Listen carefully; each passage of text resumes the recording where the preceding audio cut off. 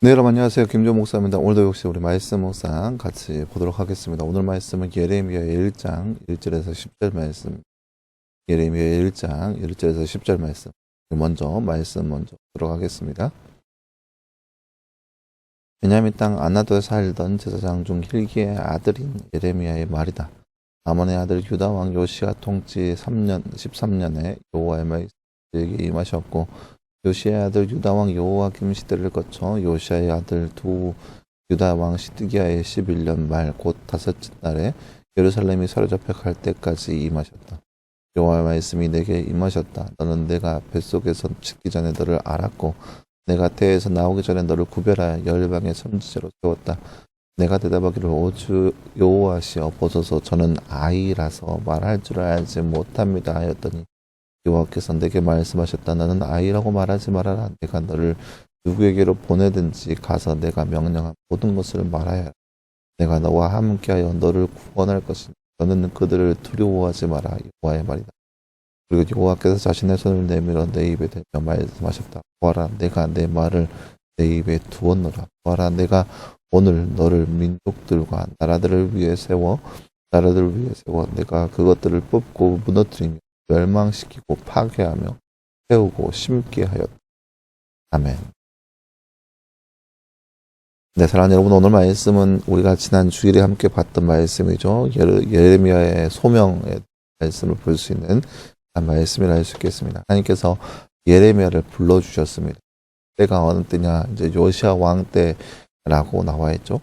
요시야 왕 때는 이제 이미 이스라엘이 하나님 앞에 죄를 짓고 패망하고 있는 그런 시대입니다. 그래서 그 세계 정세상 막 아수르가 장성하고 아수르 뒤로 막 바벨론이 장성해서 바벨론과 이 애국과의 싸움이 일어나고 있는, 그리고 그래서 이 중간에 있는 나라들이 이 바벨론에 붙었다, 애굽에 붙었다 하는 그런 상황에 있었어요.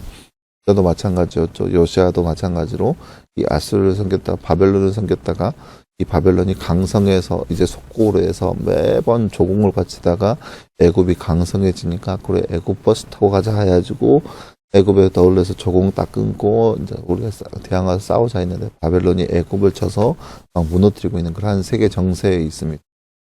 요시아 왕은 물론 하나님 말씀에 따라서 여러 가지 개혁을 하고 그렇게 하나님 말씀을 따르려고 노력했지만 그 전에 왕, 므낫세 신이 아몬이니 하는 그런 왕은 하나님 앞에 악을 행하여서 우상을 섬기기 바빴습니다. 그러니까 요시아가 아무리 개혁을 하고 하나님 말씀대로 돌아가려고 하였지만 그들은 결국 그때 뜻대로 되지 않았음을 볼 수 있습니다. 그래서 요시아 이후로 여호와김 그리고 여호와긴 그리고 시드기야에 이르기까지 이스라엘 백성은 죄악과 그런 어마어마한 하나님 앞에 버림받는 그런 민족이 되고 결국에는 시드기야의 11년 말 다섯째 달에 예루살렘이 사로잡힐 때까지 예레미야가 활동했다 하잖아요.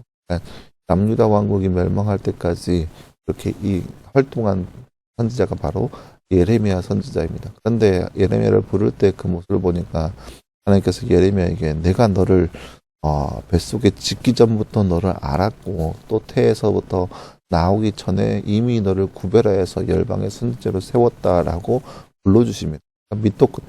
솔직히 예레미야 부를 때 굉장히 밑도 끝도 없이 하나님께서 접근하고 계시죠. 야, 내가 너를 잘 안다. 하나님께서 딱 동하고 나타나서 내가 너를 잘 아는데 내가 너를 이미 뱃속에 너가 뱃속에 있기 전부터 내가 너를 알았고 내가 태어나기 전부터 너를 구별하여서 이 민족의 선지자로 보내기로 내가 결정을 하였다. 여차의 설명 없이 어떤 설명도 없이 내가 너를 구별하여서 내가 성별하였으니까 내가 너를 찝었으니까 내가 너를 딱 지목했으니까 너는 이스라엘 이 민족의 선지자로 이 열방의 선지자로 그 일을 감당해라 라고 이야기하는 거예요. 얼마나 밑도 끝도 없어요. 당황스럽죠. 그 당황스러움 앞에 예레미야가 뭐라고 얘기해요? 그 여호와여 보소서 저는 아이라서 말할 수 없습니다. 말할 줄을 잘 못합니다. 가서 말하는 것이 힘듭니다. 그러니까 제 입이 둔하여서 제가 그 부끄러움이 나서 내가 남들 앞에 서는 게 꺼려서 말을 할 수 없습니다. 라고 하고 있는 예레미야 선지자의 모습을 볼 수 있습니다. 그랬더니 이제 그 상황에서 이런 그 내가 아무것도 두려워하지 말라라고 하는 그런 하나님의 모습을 볼 수 있죠.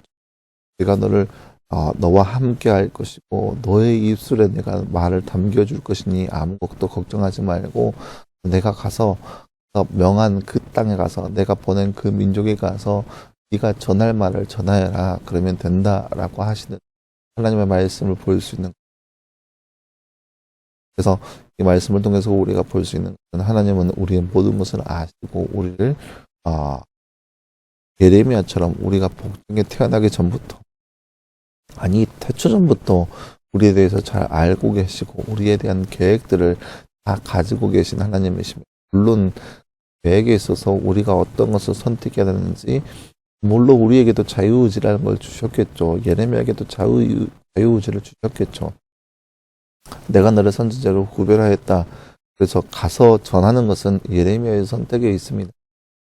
안전할 수도 있는 거예요. 예레미야 선택에 따라서. 물론 그거에 따라 하나님의 어떻게 반응하실지는 다르겠지만 선택의 의지는 우리에게 여전히 남아 있습니다. 우리가 기억해야 할 것은 그렇게 하나님께서는 강압적으로 나오시는 우리에게 선택하시는 우리에게 여러 가지 이미 수많은 계획들을 가지고 계신다는 그러한 점에 있는 거죠.